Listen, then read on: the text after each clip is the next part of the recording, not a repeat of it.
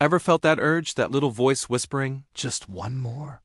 Whether it's one more episode of a show, one more scoop of ice cream, or one more scroll through your phone, we've all been there. It feels harmless, right? But sometimes that one more can lead us into a tight spot. Today, we're going to dive into a classic story that perfectly illustrates this very human struggle, the tale of a tiny creature with a very big appetite. It's the story of The Mouse and the Weasel, and it holds a surprisingly powerful lesson about knowing when enough is truly enough. Stick around because this isn't just a children's story. It's a mirror to our own choices and the unexpected consequences of a little too much indulgence. Let's get into it. Imagine a little mouse, not so different from you or me when we're feeling a bit peckish. His tummy was rumbling, a loud, insistent drumbeat demanding to be silenced. His nose, a super-sensitive food detector, twitched in the air, catching a scent so delicious, so utterly irresistible, it made his whiskers quiver with excitement. It was the rich, earthy aroma of corn.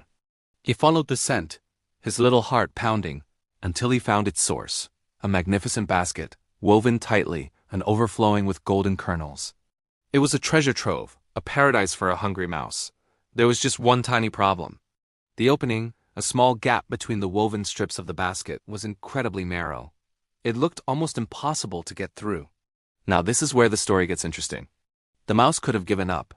He could have said, "Oh well, it's too difficult," and scurried off to find an easier meal. But the sight of all that corn gleaming like pirate gold was too much to resist. The temptation was overwhelming. He poked his head in, trying to gauge the size. Too tight. He tried to squeeze one shoulder through, then the other. He wiggled, he squirmed, he pushed with all his might. It was a real struggle. He had to suck in his belly, flatten himself out, and contort his body in ways he never thought possible. For a moment he got stuck, a wave of panic washing over him. But the thought of the feast waiting just inside gave him a final burst of determination. With one last heroic shove, he popped through the opening and tumbled into a sea of corn. He'd made it. He was in. He stood there for a moment, panting, but surrounded by abundance. It was more food than he had ever seen in his entire life. He didn't just see a meal, he saw a banquet, a feast fit for a king. And he, the little mouse, was the king of this corny castle. He didn't waste a second. He grabbed a kernel, then another, and another. The taste was even better than he had imagined, sweet, crunchy, and oh so satisfying. He ate with pure, unadulterated joy. He wasn't just eating to satisfy his hunger anymore. He was eating for the sheer pleasure of it. He reveled in the feeling of his stomach getting fuller and fuller. Kernel after kernel disappeared down his throat. He ate until he could barely move, until his small frame was stretched to its absolute limit. After what felt like an eternity of blissful feasting, a deep sense of satisfaction settled over him. His hunger was gone, replaced by a heavy, bloated feeling. He had gorged himself to bursting.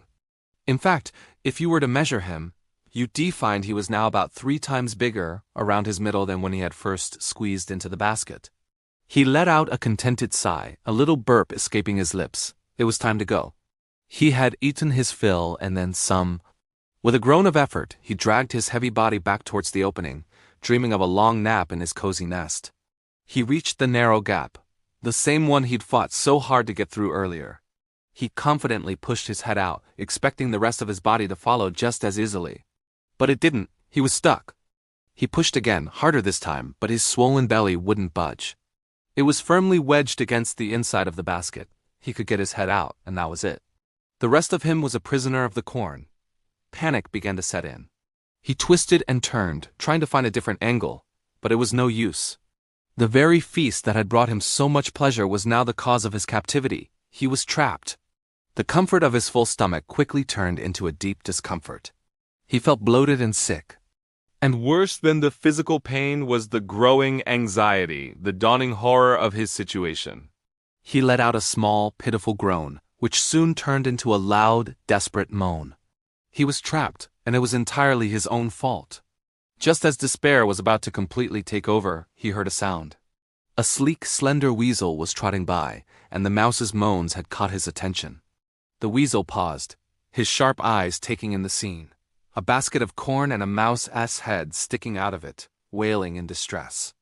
It didn't take a genius to figure out what had happened. The weasel approached the basket, a knowing smirk on his face. He peered at the trapped mouse, who looked up with hopeful eyes, perhaps expecting a bit of help, or at least some sympathy. But the weasel offered neither. He simply shook his head.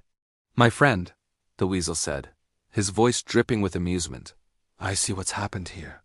It's quite obvious what you've been doing." He gestured towards the mouse's predicament. "You've been stuffing yourself, haven't you? Eating until you couldn't possibly eat another bite." The mouse couldn't deny it. His round, trapped body was all the evidence the weasel needed. "Well," the weasel continued, "this is what you get. This is the price of your greed." The mouse's hopeful expression crumbled. "There's no magic solution here," the weasel explained matter-of-factly.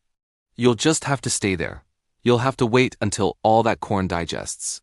You have to wait until you shrink back down to the same size you were when you went in." The weasel gave a little shrug. "So good night to you. And I must say, it's good enough for you." And with that, the weasel turned and trotted away, leaving the poor, bloated mouse to his fate. That was all the sympathy he received.